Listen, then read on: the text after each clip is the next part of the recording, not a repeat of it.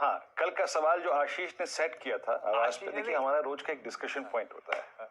हम चाहते हैं कि हाँ नहीं हाँ मतलब आप चाहते हैं कि हर आदमी इंक्लूड हो इसमें और कुछ रिसर्च करके आए, जवाब दे।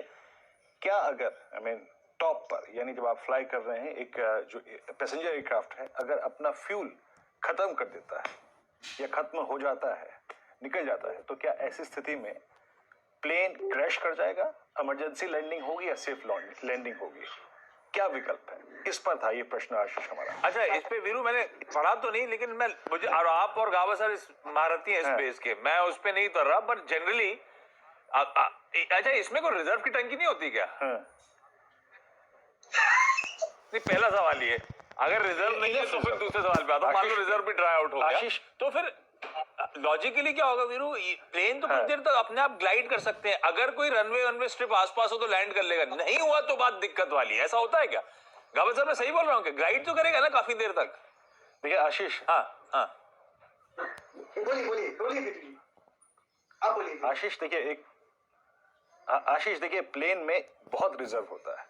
पहली बात, प्लेन का जो विंग्स होते हैं उसमें अगर आप देखें एटीयू भरा जाता है, जो ईंधन होता है, प्लस उसके जो पीछे के हॉरिजॉन्टल जो स्टेबलाइजर्स होते हैं उसमें भी आपका अगर आप देखें तेल होता है, तो इनफ तेल होता है। दूसरी बात, आपकी सोचने की जितनी भी शक्ति है आशीष, उससे ज्यादा कहीं अगर आप देखें ये जो एयरक्राफ्ट कंपनियां सोचती हैं। अब आप मान लीजिए, सोच लीजिए कि आपके एक भाग में तेल खत्म हो गया, उसकी क्रॉस फीड का विकल्प भी आसमान में पॉसिबल होता है। यानी एक पायलट चाहे तो क्रॉस फीडिंग कर सकता है, उसे लगता है कि इस विंग में अगर तेल कम है तो वो इस विंग से उठा के दूसरे विंग में डाल सकता है। तो बहुत सोफिस्टिकेटेड होते हैं प्लेन्स। आपके प्रश्न का उत्तर दे रहा हूं, इनफ स्टोरेज होती है एक प्लेन में, साथ ही साथ उसकी क्रॉस फीडिंग का विकल्प भी होता है। पर हमारा केस है कि टोटली ड्राई आउट हो गया है ना, हमारा केस है कि टोटली फ्यूल ड्राई आउट हो गया। हाँ, टोटली। फिर क्या होगा यार? गावा सर आपका आंसर क्या है भाई? फिर वीरू से जानेंगे। अगर टोटली ड्राई आउट हो गया, ये एक विकल्प है।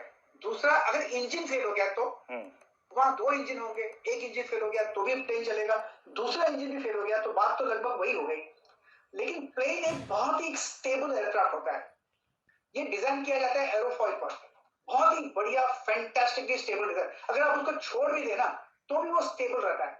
तो उसका ग्लाइड रेशियो होता है, वो ग्लाइड कर नीचे आता है। ग्लाइड का मतलब क्या होता है कि जितना आगे जाएगा at the cost of altitude, height. आजकल जो बनते हैं एयरक्राफ्ट बहुत ही अच्छे बनते हैं, क्योंकि जो हम नॉर्मल ट्रैवल करते हैं उसके नॉर्मल ग्लाइड स्पीड होती है, ग्लाइड रेशियो होता है 17:1। ठीक है, तो मतलब 17 फुट आप आगे जाएंगे 1 फुट ऑल्टीट्यूड ड्रॉप के लिए। विकल्प खाली एक प्रॉब्लम आता है कि एक आसपास के करीब एक एयरफील्ड चाहिए। अगर एयरफील्ड ना हो तो दिक्कत आती है, वहां पर हमारा काम आ जाता है। तो मतलब बेसिकली ग्लाइड होता है। वीरू, इसका आंसर क्या है भाई? अगर एयरफील्ड पास में ही तो क्रैश हुआ क्या? नहीं तो एयरफील्ड पास में तो बच गए। कोई और आंसर है क्या?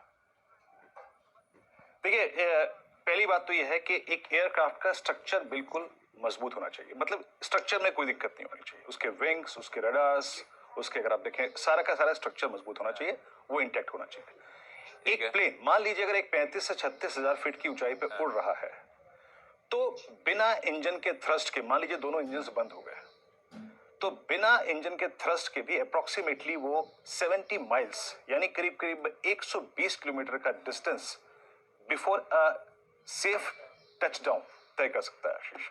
दूसरा विकल्प, प्रकाश सर ने कहा कि वो ग्लाइड कर सकता है, लेकिन क्या इतना भारी, मान लीजिए आप 747 की बात कर रहे हैं या फिर 320 की बात कर रहे हैं, इतना भारी ग्लाइड कैसे करेगा?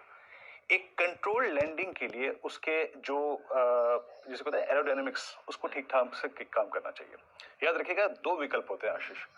एपीयू, ऑक्सिलरी पावर यूनिट, ये आपको इतना पावर दे देगी कि पूरा का पूरा इंस्ट्रूमेंट पैनल, उसके एरोडायनेमिक्स काम कर सकते हैं, लैंडिंग गियर लग सकता है, रेडियो चल सकता है, और वो भी खत्म हो जाए। मान लीजिए एपीयू आपकी बैटरीज जो इस्तेमाल करती है 20 मिनट में एग्जॉस्ट हो जाए, उसके बाद एक ये रहा एपीयू, ऑक्सिलरी पावर यूनिट, ये जो पीछे पूंछ पे होती है एयरक्राफ्ट के।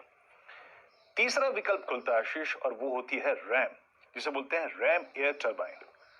जब ये भी बैटरी एग्जॉस्ट हो जाए तो एक छोटी सी, अगर आप देखें, एक पंखा नुमा एक ये निकलता है रैम एयर टर्बाइन, और ये इतना थ्रस्ट और इतनी पावर दे देता है कि एक प्लेन एक संतुलित एक सेफ एक ग्लाइडर के तौर पे लैंडिंग कर जाए। देखिए एयरपोर्ट तक पहुंचने के लिए जिस आप एयर स्ट्रिप की बात कर रहे हैं आशीष, उस तक पहुंचने के लिए भी आपको एयरक्राफ्ट को कभी दाएं घुमाना पड़ेगा, कभी बाएं घुमाना पड़ेगा, कभी उसकी नोज डाउन करनी पड़ेगी, कभी उसकी नोज ऊपर करनी पड़ेगी। तो ये आखिरी विकल्प होता है और ये सुरक्षित विकल्प होता है, और आप यकीन मानिए इसको यूज करके बहुत सारी अच्छी लैंडिंग्स की गई हैं। और लास्ट टोरंटो में मेरे ख्याल से 2001 में एक लैंडिंग की गई थी, उन मैं पायलट्स का नाम भूल रहा हूँ, लेकिन सेफ लैंडिंग थी। हाँ, लैंडिंग गियर लैंड करते वक्त क्योंकि भारी था टूट गया था, बट यात्री सुरक्षित थे आशीष। पायलट्स का नाम भूल गया, मतलब वो भी याद था। गजब भाई, ये तो दिल के करीब वाला टॉपिक हो गया।